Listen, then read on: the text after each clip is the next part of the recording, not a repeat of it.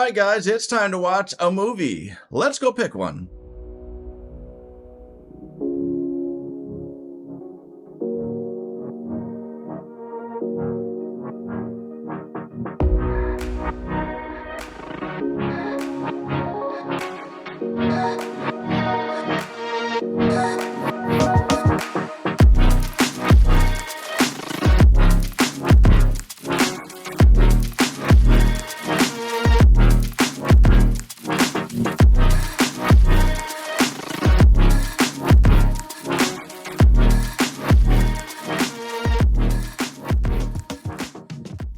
Eternal Sunshine of the Spotless Mind just hit a milestone anniversary, and that is 20 years. And since this is my favorite movie of all time, I thought what better time to finally discuss this movie than right now. Let's dig into this movie.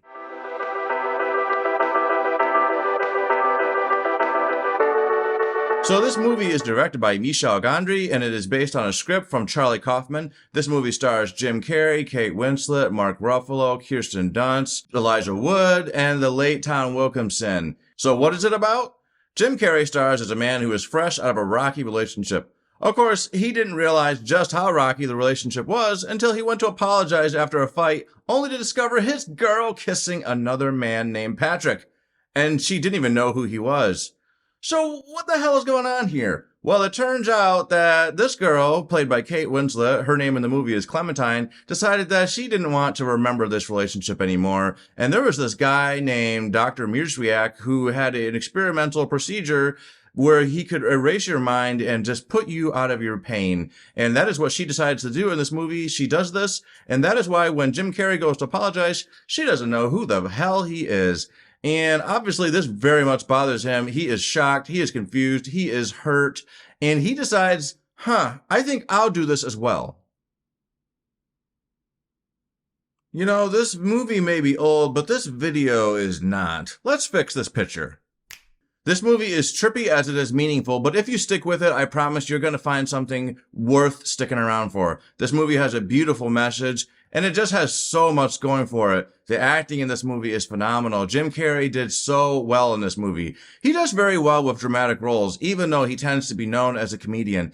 And as far as Kate Winslet, this is by far my favorite performance from her. Yeah, I thought she was great in Titanic. I thought she was great, and well, yeah, she was just great in this movie. I just love her in this movie. She's so free-spirited. She's so random. She's so unpredictable. She seems like a dangerous person to fall in love with because you don't know what she's thinking from one minute to the next. She might give you the best life you're ever going to have, or she might just break your soul. And that is what is so magnetic about her character, is that you feel drawn to her. There's something about this quality that just makes you want to take the risk. Michel Gondry's unique direction and Charlie Kaufman's bizarre and insane script combined together to make something that is so meaningful, so special. Even 20 years later, this movie still remains extremely relevant. One of the key locations in this movie is Montauk, which is in New York. It's a little small community out in the outskirts. It's surrounded by water. It looks beautiful, and that is an important location in this movie. I still really want to go visit New York, and Montauk is way on my list of places to go just because of this movie. I feel like I've seen this movie enough that if I saw the locations, I would immediately be like, yeah, that's the spot from the movie. I really want to see that house that they spend time in. You know, that house, is it really on the water? I got to find out. I need to get to New York. I need to get to Montauk. Another standout and important part of this movie is the musical score. John Bryan, his scores are very unique. He has almost the same kind of trippiness to his musical style that Charlie Kaufman has to his writing. And I think it perfectly complements this movie. I have listened to this movie's soundtrack so many times. There's so many beautiful tracks on this score. John Bryan's score combined with this bizarre and strange movie just this is the chef's kiss of a very beautiful movie. So I think an important question that is going to arise when you watch this movie is, what would you do to get rid of your pain? You know, should you get rid of your pain? Would you guys consider erasing your mind to get rid of some traumatic event? I personally think that yes, it sounds appealing, but I do believe our pain defines us. It makes us who we are. We learn from it. We grow from it. It would feel very strange to not remember something bad, because you might lose that progress that you gained when you became stronger. Is it an appealing idea? Of course it is. I have some family members that have passed away, and it was immensely painful to me. but it also forced me to confront things and become stronger as a result. So as much as I hated that memory, I wouldn't get rid of it. Now, there's a particular reason that this movie holds such an important part in my heart, and that is because I saw this movie when I was in high school. It was actually my junior year. I think that's the year before senior, junior.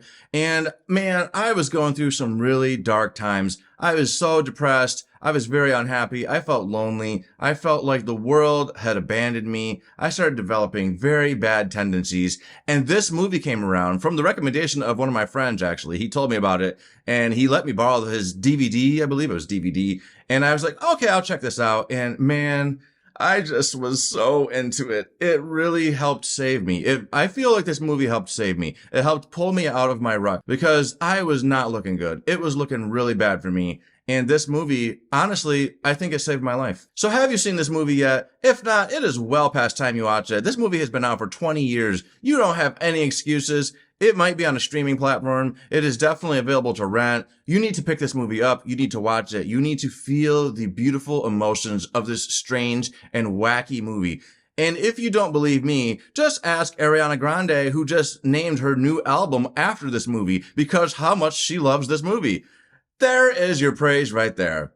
Enough said. So final thoughts, guys. This movie is incredible. There is so much going on. Jim Carrey gives a career best performance. Kate Winslet is amazing. You get to see Mark Ruffalo before he became the Incredible Hulk.